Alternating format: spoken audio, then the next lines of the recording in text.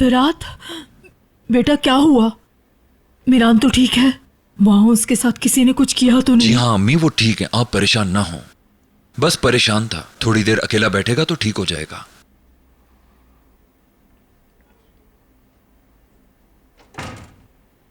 मीरान उनकी हवेली क्यों गया था? हाँ, क्या अपनी जान की कोई परवाह नहीं उसको?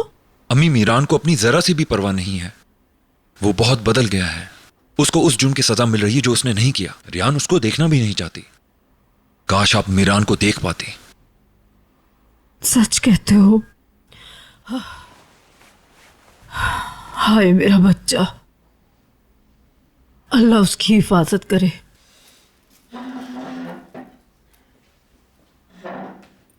अम्मी, मुझे कुछ जानना है आपसे। मेहमत और दिलशा का रिलेशन आपस में कैसा था? वो दोनों एक दूसरे के साथ खुश भी थे या नहीं?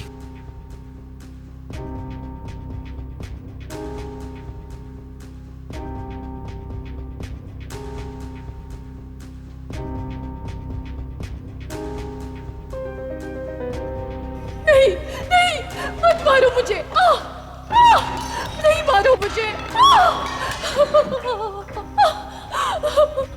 मुझे नहीं मारो, मुझे माफ कर दो, मुझे नहीं मारो। रुक जाओ, रुक जाओ। नहीं नहीं।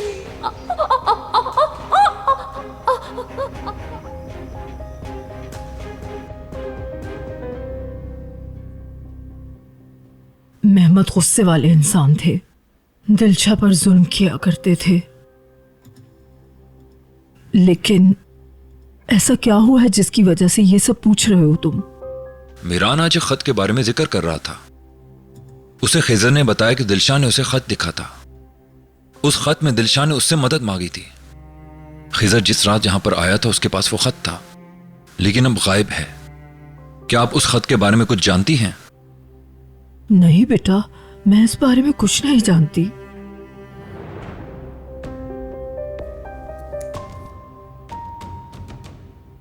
अम्मी, आप दिलशा खानम को जानती हैं?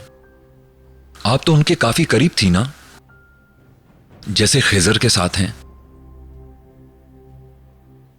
अगर आप इन दोनों के बारे में कुछ भी जानती हैं तो बताएं प्लीज।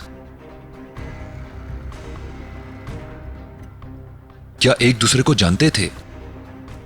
ऐसा कोई खत हो सकता है या नहीं? आज नहीं तो कल मुझे मार ही देंगे।